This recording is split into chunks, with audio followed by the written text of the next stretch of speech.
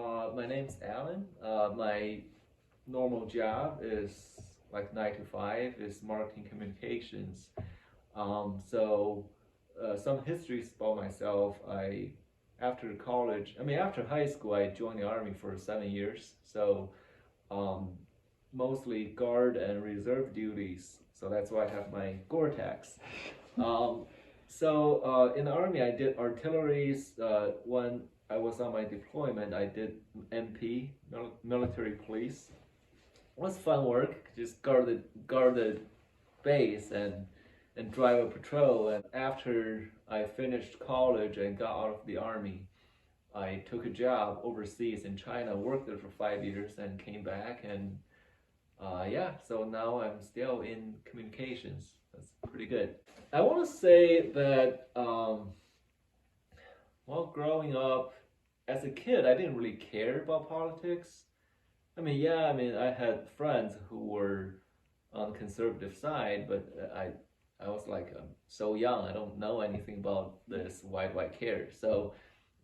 I want to say started probably in the college years because I was at a U and basically they're saying if you want to be a good person, if you care for others, if you support women, if you care about the earth, you have to be a Democrat. So I would say starting from college and throughout all the years when I was working in China until 2016.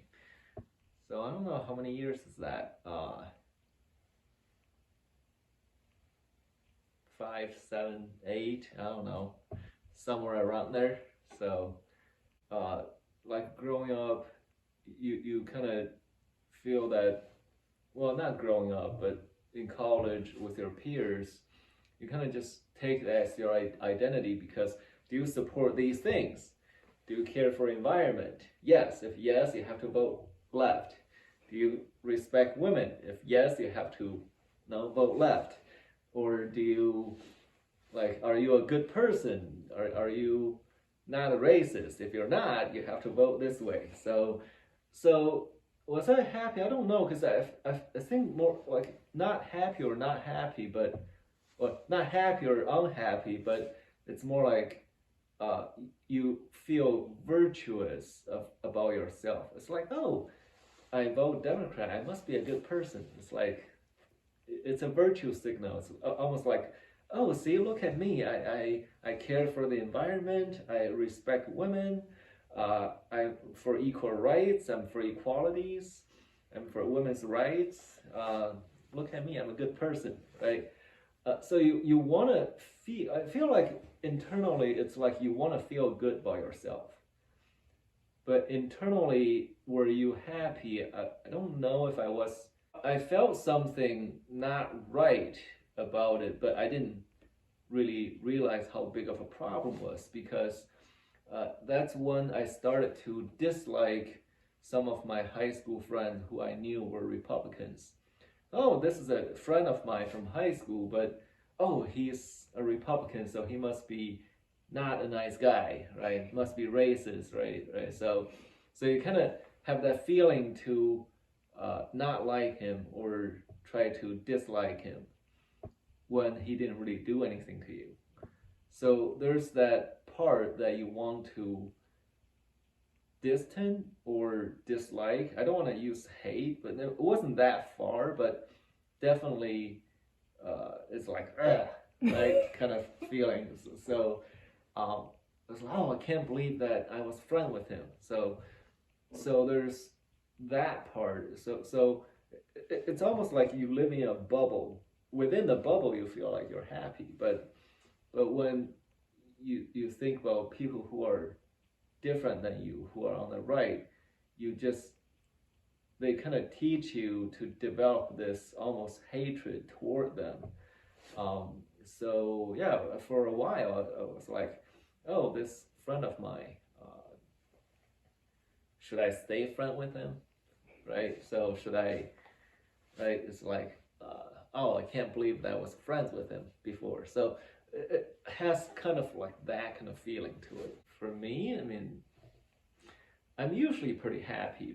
The left is trying to teach us to hate the right and trying to make yourself feel like a virtuous person, but you have to hate people who are different than you. So there were series of things started to show up. So first a little bit, then maybe you just brush it off, then you see more and more and more, and then you start to question. So it's not like one thing that happened, but it's a series of things that happened. So each time you kind of question things a little bit. So I don't know how to. I can list a few things. So it was over a couple years, and a series of things. It really started with Obama coming in because everyone's crazy about him. I was an Obama supporter for 7.5 years. You always like, oh, this is a great guy. He's just so inspirational, right? But then you start hearing him saying something, then doing something. At first, it's like, oh, I must have heard something else, right? Because he would throw something in his speech that it's completely just not right, but you just go like, oh, well, I must have heard something else, right? It's like, because he said something like individuals were so small-minded and narrow-minded that we cannot guard our own affairs. We have to give up our rights to the government to like control us. And then he throw that little bit in there, then keeps talking about other things. So we could have missed it, or even we caught it, we would go like, what? What did he say, right? But subconsciously, that message got buried in your mind. So, but I do remember quite a few things. He has said that, hey, we need to make China follow our rules. We should not let China make the international trade rules. We need to be tough on China. He talked really tough, but then I was expecting him to do something, like take on the Chinese government about human rights and their pollutions and their trade cheats, but he never did. And when he went to the Paris Accord, I was expecting him to be hammering down China's pollutions, like it's about environment, right? So China's the biggest polluter in the world, and I worked in China, I saw how bad the smogs were. I was expecting him to like really be tough on China, put regulations on Chinese pollutions, but he didn't. In fact, the Paris Accord allowed China to increase their levels of pollution until 2030.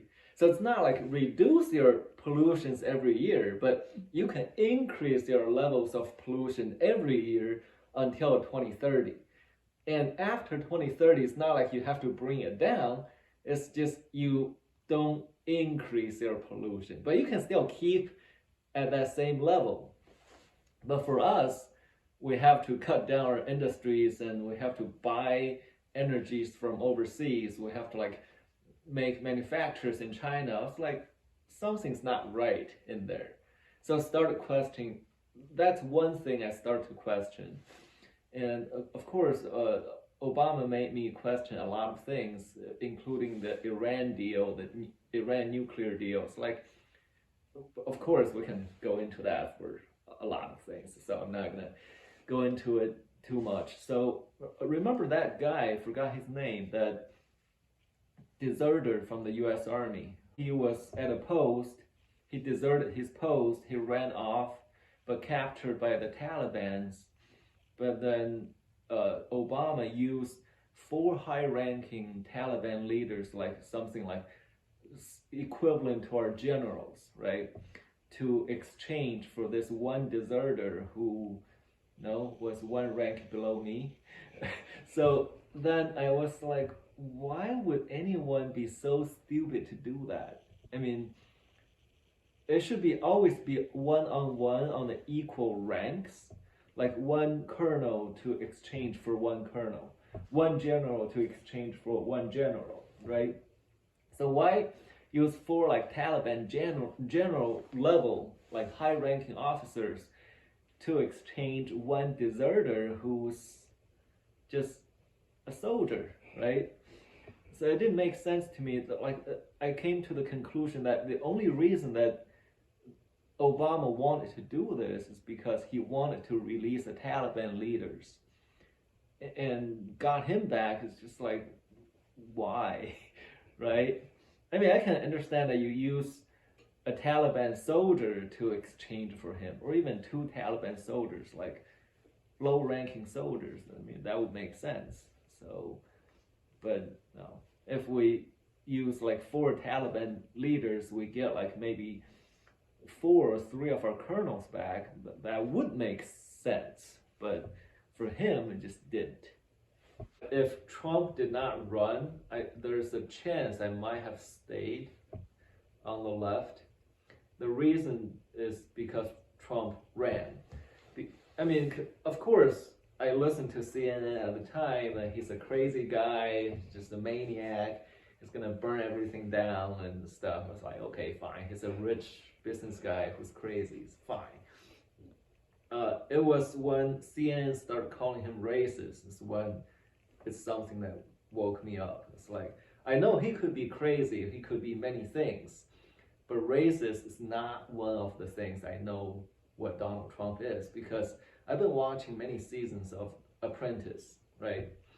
There's no way he's racist. Just no way. Because season 1, I think the guy who won was an African immigrant, right? He wasn't even born here, but he rose.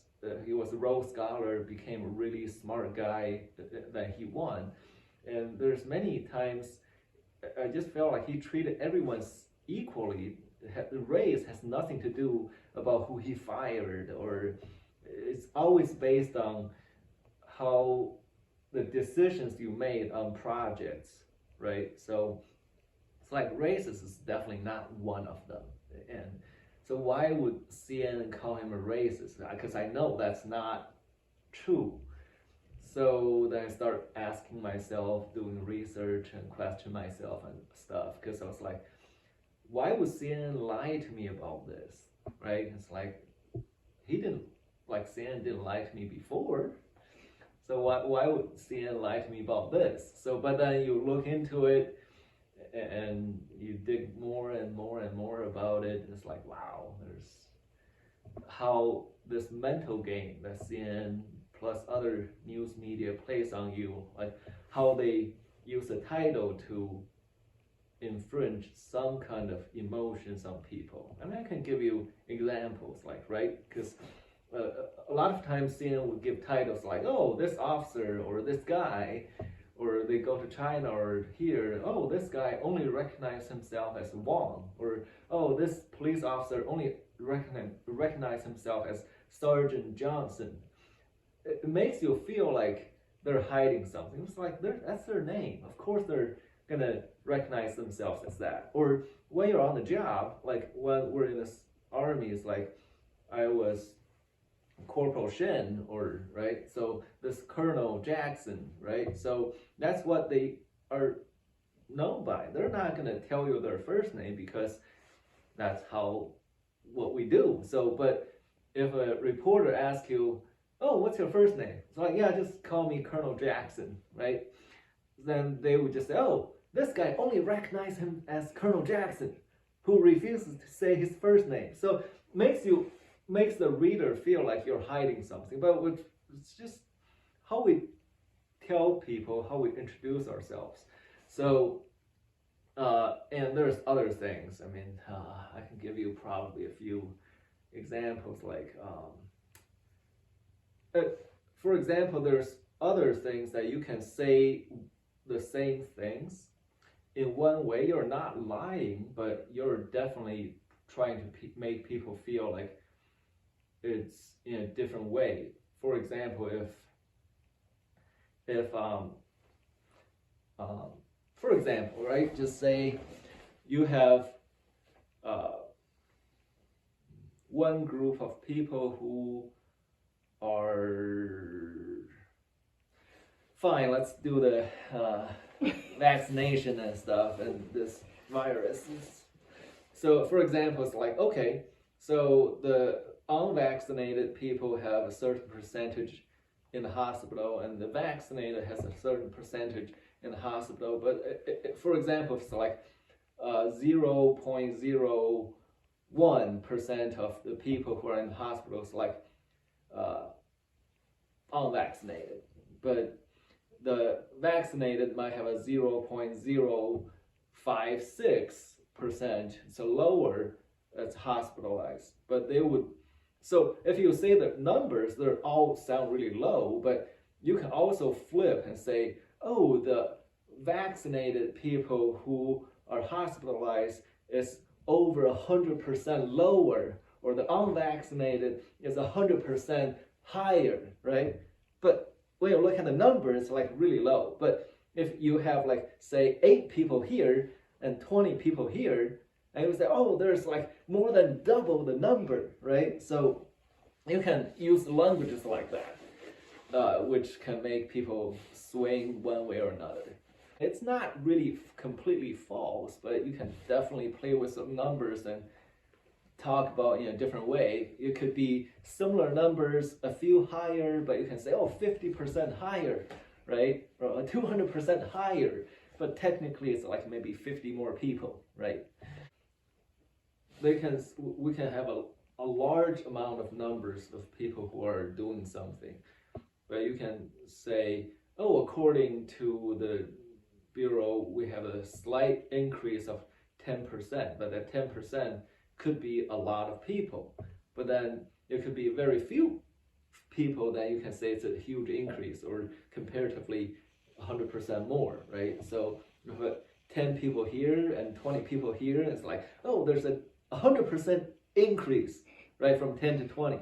But also if you have like going from 1 million that has, there's like 100,000 people more coming into unemployment, it's like, oh, it's only grew by like, what's like that, 1 or 10%, right? So then you can say, so you don't say the 100,000 people, but you can say just 10%.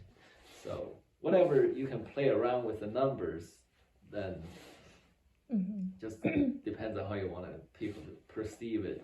I would say like one of the worst things, like maybe even in the past too, is like they create this notion that you have to hate the people who are different than you. You have to say, oh, we're so virtuous. If people on the right are just blah blah blah blah, then so bad and racist and like whatever, tiki torch, whatever, then fascist and stuff. So you just have to hate them for being them and add all these fake names to them, that just calling the names for no reasons at all, just hate them. So because when you ask them, it's like, oh, they can't explain it, but oh, they're on the right, you have to be like hating them and they're bad people and call them all. And so it's like creating the division in the name of what they say that could be right, and create division by hating a group. Just kind of just say, oh, you're all this. Like if you're white, you're racist. If you're old, you're racist. If you're a straight guy, you're a bad guy. And just like use a broad brush to just paint everyone like the same way. So without looking at the individuals. So I can add one thing. The conservatives or Republicans today, we recognize everyone as individuals, right? This guy did a bad thing, so he should be punished. Regardless of the race, it's like, oh, this guy, or like Mike Thompson, broke into a shop, so he should be arrested, right? So, but we wouldn't say, oh, this white or whatever guy, or black or brown or Asian guy, so we will point out this guy, this one guy who did something, so he should be punished. So we wouldn't say about his race or the whole group that he represents. And we also recognize that there's like over almost 200 countries in the world. Each country has their individual cultures, languages, religions, and creed, that they're all different and they all should be appreciated in their own way. And we recognize that. But in the Democrat side, that there's only two kind of people. That's white and colored. So if you're white, you're a certain kind of way. Then if you're colored, you're a certain kind of way. So if you're white, you might be rich and blah blah blah blah blah. But it just completely fails to mention that there's like people like Jack Ma, and there's a whole bunch. Really, like you look at the maybe the 100 richest people in the world. There's a whole bunch of Indians and Chinese and Brazilians and Mexicans. So, but then they just don't see that, right? So and just see that if you're colored, you're just poor and uneducated, then it's kind of like, okay, then they kind of paint the brush like that they're hiding the fact that they're actually racist, that because they keep saying that the black people cannot get ID cards and they don't know how to read or they don't know how to use the internet, right? So if you really think that, that actually makes them the racist. It's just they are trying to hide that. Just like, who was that liberal person that said like, okay, Donald Trump, if you're trying to kick all the Mexicans out of the country, who's gonna brush your toilets then? Kind of suggesting that only Mexicans are the ones who are brushing toilets. It's like, okay, you are kind of dehumanizing them in a way that in this statement, right? So, so yeah, they only use groups. Where we look at people as individuals. So just call them out, because the right should not like hide away when they accuse you or attack you. You have to like speak the truth and call them being the racist, because another fact is that back when the Democrat controlled South, they call the black people like colored people, right? So today they give us a new name, people of color, right? But they're all coming from the left, right? Colored people or people of color, they're all coming from the left. They just change the way they say it. You treat the right as they're evil, but it's just to cover themselves, cover their own track, cover their own dark history. Because another things that how the media can twist things, I just think of like, because they want to paint the South as racist, the South as Republicans, so the Republicans are racist. Because was it not CNN, but another leftist media, maybe Vox, right? Yeah, Vox. They would say, Alabama senator who were on the side of Jim Crow and blah blah blah, but they would just say Alabama senator, but they didn't look at the Alabama senator at the time was a Democrat, right? And then they will say, Texas congressman who was doing this, he was for segregations. They will say Texas congressman, a name, right? John Doe, right? But then you look at this guy, he mentioned by name, then you look into the history, this guy was actually a Democrat. So they would not say Texas Democrat senator or Texas Democrat congressman or Alabama Democrat senator from the South. They just say Alabama senator, Texas congressman, right? So give you the idea that people from South. But the thing is that Democrats control the South all the way till like in the 1970s, right? It's only after the 1980s when the South became not racist that becomes Republicans. I mean, when you look at voting history, it's like Jimmy Carter won the entire South, right? That was like as recent as the 1970s, and it's called solid. After the Civil War, it was called Solid South. It was all Democrat-controlled South, so they don't want to say that. I think it's definitely more radical now compared to before, even when I was a Democrat, because even when I was a Democrat, voting Democrat, I was still a patriot. I still wanted to put America first. I mean, I still like this country and respect our history and think our founding fathers were great, right?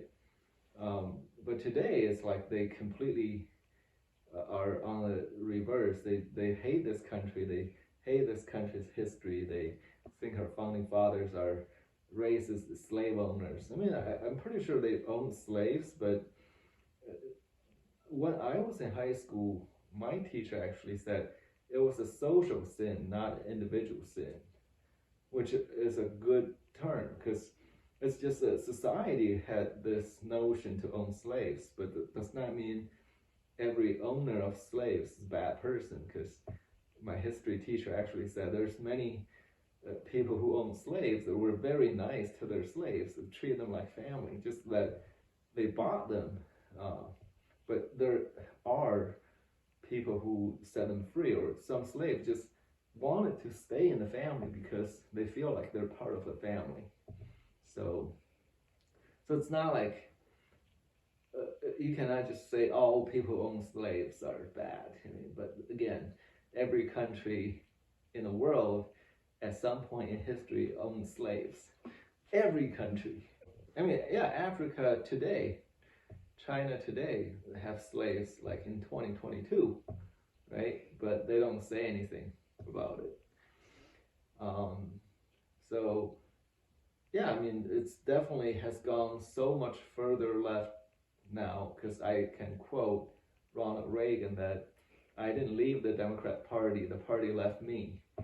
Because I think for anyone who are either JFK or people who voted for Bill Clinton in the 90s, if they see what's happening today, they probably don't recognize the party anymore. It's been going pure socialists for now. So they're not even going to put America first. They're going to put other countries first. Well, maybe because the CCP has infiltrated into our system too deep that now they can buy all these politicians with money and influences and give Hunter Biden $1 billion, right? Things like that.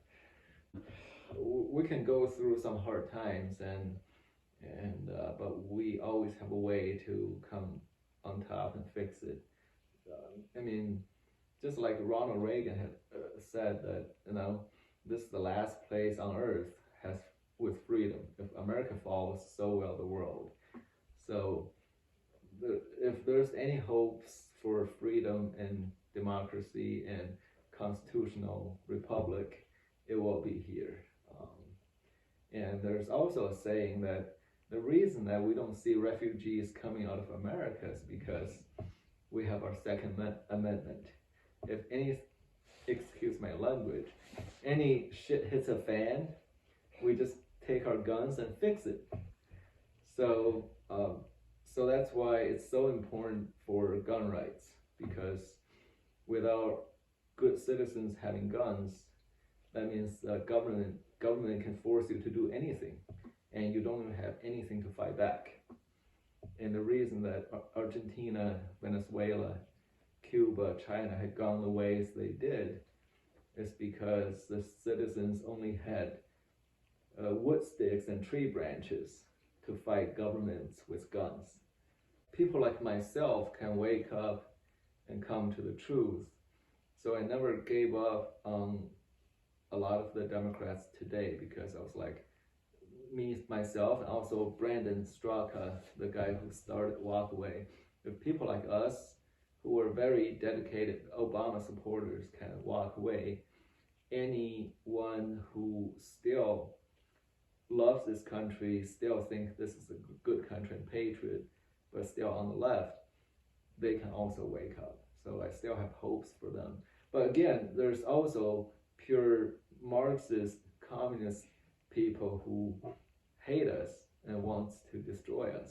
And I wouldn't waste time on them, but there's still decent, good people who are on the left, just have never stopped watching CNN. So those people still have a chance to wake up, but not the pure down socialist CCP people. Maybe there's no hope for them.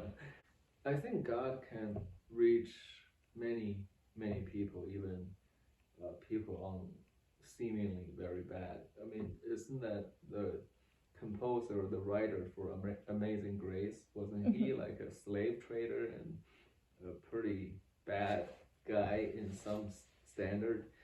But then he turned around and wrote Amazing Grace. So things like that happens. It will just have to be the work of God. And we can't do it.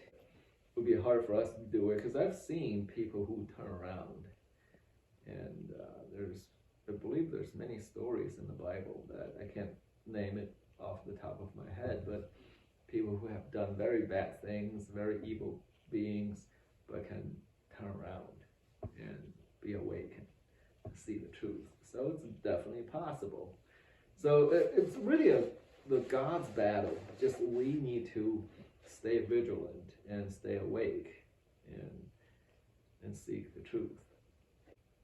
When you look at the history of the Democratic Party, it's just they've been hiding because they know what they have done in history, because they were the party for slavery, right? They were the solid South